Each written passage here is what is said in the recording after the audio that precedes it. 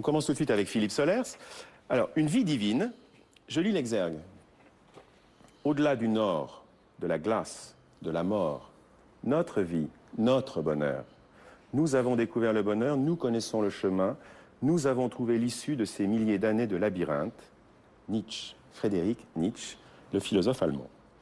Donc le nord, la glace, la mort, ça on devine. Mais le bonheur, ce chemin, l'issue hors du labyrinthe, c'est où? C'est quoi?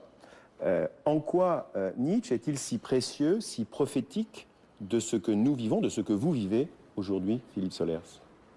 Vous remarquez qu'il insiste sur notre vie, notre bonheur. C'est très touchant chez Nietzsche parce qu'il se situe toujours dans une sorte d'avenir qui peut être très très très long, qui peut prendre des siècles avant que ce qu'il aura dit soit compris et vraiment vécu comme il faut le vivre. Notre vie, notre bonheur. Parfois il dit, je dis nous par politesse, mais parce qu'il se sent plusieurs. Notre vie, notre bonheur. Nous avons découvert le bonheur. Alors voilà une affirmation quand même. Mais c'est ce qui suit qui est extraordinaire. C'est le roman que vous avez écrit? Non, c'est ce qui... Nous avons trouvé l'issue de milliers d'années de labyrinthe. Voilà une prétention quand même exorbitante. Ça veut dire que depuis des milliers d'années, on est passé à côté. Quelque chose est prouvé. On est passé à côté de la découverte du bonheur, c'est-à-dire de l'endroit où ça se situe, qui est dans le temps, et qu'on ment depuis des milliers d'années. Et qu'est-ce qui ment depuis des milliers d'années? Eh bien, c'est ce que toute sa vie Nietzsche n'arrête pas de dire, et qui vaut de façon absolument extravagante pour notre temps, c'est-à-dire la morale, la moraline, le bien, le mal, le péché, etc. C'est-à-dire tout ce qui correspond à une culture d'oppression, y compris d'oppression de soi, d'esprit de ressentiment et de vengeance. La culpabilité et le ressentiment, c'est ça l'ennemi. Hein. Le ressentiment, l'esprit de vengeance. Et l'esprit de vengeance, c'est... Oui, en même temps, mais ce qui me frappe, Philippe Solers, c'est que c'est aussi... Donc vous dites, l'ambition du livre, vous le dites, je dégage MN, vous l'appelez MN en initial. C'est vrai que FN, Frédéric Nietzsche, FN, ça faisait bizarre. Monsieur N. Je dégage MN du mauvais roman de son temps et du nôtre, je garde la nervure, le choc, la révélation de l'éternel retour comme principe d'affirmation et de sélection, malgré les pires épreuves. Mais en même temps, c'est un livre très vengeur. C'est un livre, il y a une rage, il y a une colère. C'est un livre de combat, comme peut-être tous les livres, les vrais livres. Oui, c'est un livre très vengeur. C'est un livre qui essaye de montrer le merdier extraordinaire dans lequel la planète commence à être mondialistiquement. C'est-à-dire qu'on a maintenant une vue, je crois, assez globale pour que Nietzsche, qui est justement un penseur de la globalité, puisse nous apparaître comme vraiment absolument sensationnel. Alors qu'à la fin du 19e siècle, lorsqu'il vit dans la fin de ce siècle de refoulement, de puritanisme, de déchaînement du tintamarre wagnérien, vous n'aimez pas Wagner, hein? C'est lui qui n'aime pas Wagner, mais vous non plus d'ailleurs. Vous non plus. Mais qui annonce quand même, parce que Nietzsche l'a annoncé, que l'Allemagne va produire une catastrophe considérable, ce qui a eu lieu. Donc nous sommes maintenant tout à fait ailleurs, mais alors dans ce que Nietzsche a maintes fois prophétisé comme décadent, c'est-à-dire la plèbe partout, la plèbe en haut, la plèbe en bas. Le mensonge en haut, le mensonge en bas. La jet set, si vous voulez, en haut, et la misère en bas. Et les deux... Oui, l'aristocratie, maintenant, c'est le people, quoi. Donc il y a un renversement. Les classes sociales ont disparu. Sur Wagner, oui. Sur Wagner, beaucoup de bruit pour rien. Beaucoup de bruit pour rien. Remuement souterrain, cri, océan mélodique, Dieu et déesse en folie, c'est la convulsion et l'extase. Donc, alors, c'est évidemment... Et puis les Valkyries. Alors, lui, il préférait Bizet, c'était peut-être quand même pas vraiment... c'est pas sûr qu'il ait eu raison, tout de même. Il a plaisanté en poussant en avant. Est-ce qu'il plaisantait? Oui, il le dit d'ailleurs, c'est ironique, il y a une lettre, il est très clair là-dessus. Carmen... Le sud, pas le nord, le sud. Nietzsche a toujours cherché une inspiration au sud, en Italie notamment, où il a fini sa vie. Ce que Nietzsche cherche, vous savez très bien, il le répète sans cesse, c'est le midi. Il faut que l'histoire arrive à son midi, l'heure de l'ombre la plus courte. Alors, Nietzsche n'a d'ailleurs pas été pris au sérieux du tout, ce qui était excellent à mon avis. On prend au sérieux les professeurs universitaires, mais on n'est pas là pour ça. L'ombre, le voyage de Nietzsche, c'est le voyage au bout de midi, pour renverser la formule de Céline. Qu'est-ce que ce serait qu'un voyage au bout de midi?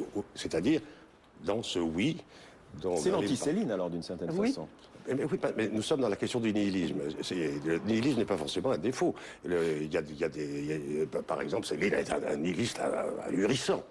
Il dépeint son époque. Oui, mais il dit oui à la danse. Il dit oui à la danseuse, Est-ce qu'on peut mettre en même temps Céline et Nietzsche? Mais bien sûr. Oui. Le nihiliste et le négateur, parce qu'il détruit pour reconstruire, Nietzsche, quand même. Bien sûr, mais... Alors que Céline, on est dans le ressentiment. Il faut ressentir le négatif d'une façon très forte pour avoir envie de le détruire et d'inventer une autre affirmation. C'est un roman philosophique, ça, tradition française, que les étrangers ont parfois un peu du mal à comprendre. C'est vrai qu'il y a quand même des abstractions, il y a beaucoup d'abstractions. Roman philosophique. C'est drôle, on me demande toujours, mais c'est un vrai roman, parce que c'est toujours le modèle. Pas dit c'est un vrai roman, bien sûr que c'est un vrai roman. Mais le roman philosophique, pour les étrangers, c'est parfois compliqué. C'est livre très difficile à traduire en anglais, par exemple. Oui, très difficile à traduire en anglais. On s'en passera de l'anglais, oui, finalement. non, mais c'est une langue de culture aussi, l'anglais. C'est pas qu'une langue de marchand. Je crois que justement, c'est une langue du passé. Shakespeare, vous croyez? Non, pas Shakespeare. Mais Shakespeare, c'est pas l'anglais. Je crois qu'un bon traducteur peut tout traduire, réellement. Hein. À mon avis, ça aura un très grand succès un jour en chinois. En chinois? Ah oui, c'est sûr. Alors on prend le pari. Je prends le pari. Philippe Solers, après avoir recruté Sade, Mozart, Casanova, ou Mao d'ailleurs, qui est encore là, qui est encore là, le Mao très charnel et même partouzeur, on peut dire. Hein. Mao dans son bureau des chrysanthèmes, des parfums de chrysanthèmes, attention. C'est une scène très. Oui. Voici donc Nietzsche. Alors donc, le blasphémateur au pas ivre et dansant, on a compris. Est-ce que c'est un nouveau masque, votre nouveau masque, ou est-ce que vous avez enfin trouvé votre maître? Non, ni Dieu ni maître. Il n'y a pas de maître pour moi, mais je remercie La Ferrière d'avoir insisté, permettez-moi, sur le fait qu'il y a deux personnages féminins dont on n'a pas encore parlé et qui me paraissent la clé, en fait, du livre. Alors, parlons-en. C'est-à-dire que à ce Nietzsche qui a été obligé de vivre dans ce refoulement terrible de la fin du 19e siècle avec Lou Andréas Salomé, qui ne se souvenait même plus si elle l'avait embrassé un jour sur le Monte Sacro, etc. C'est-à-dire la fin du 19e, là où Freud va venir pour dire tout ça, quelle névrose épouvantable. Nous sommes loin de ça. Donc aujourd'hui, Nietzsche continue à vivre et s'organise en philosophe clandestin et organise une vie érotique et sensuelle, puisque nous parlons du corps, organise son corps de telle façon à ne pas subir ce qui va lui arriver comme explosion par manque de dépenses. Et donc, Ludie, une petite vendeuse de mode qui fait carrière dans la mode. La France d'en bas, hein, ça vous... Oui, mais qui monte. C'est-à-dire, imaginez ce que c'est quelqu'un qui s'occupe de mode et qui aurait comme amant un philosophe quand même assez bizarre. Philippe Solers, est-ce qu'on peut aujourd'hui... hautement improbable. Puis il y en a une autre qui est philosophe, etc. Est-ce qu'on peut aujourd'hui parler de la femme sans être traité de misogyne? Non, mais quand on lit Nietzsche ou quand on lit Solers, on se dit, bah, tous les coups. Alors, c'est peut-être tombé dans le panneau, il y a beaucoup. Mais ça vous arrive tout le temps, ça. Vous le savez bien. Mais pourquoi pourquoi aujourd'hui on n'arrive plus à parler de la femme? La femme n'existe pas, disait le camarade. Lisez le brave Lacan. Oui, vous comprenez. Des femmes, il y en a des. Mais non, l'homme, la femme. Bon, l'homme est mort, Dieu est mort. Bon, l'homme doit être dépassé, c'est le message de Nietzsche. Hein, il faut essayer de le dépasser. Et sur le surhomme, on se gourre en général d'interprétation. Et alors, le coup de la femme qui viendrait, il y a eu le prolétariat, la femme, le parti, la classe, la race. Les femmes. Les femmes, il y en a des. C'est comme ci ou comme ça. J'ai écrit un livre sur la question il y a 22 ans qui n'a pas une ride, qui s'appelle Femme d'ailleurs, où vous avez une classification vraiment des éléments chimiques positifs ou négatifs, en tout cas pour le narrateur, etc. Il faut que chacun raconte son expérience personnelle et pas des abstractions. Je me tourne vers...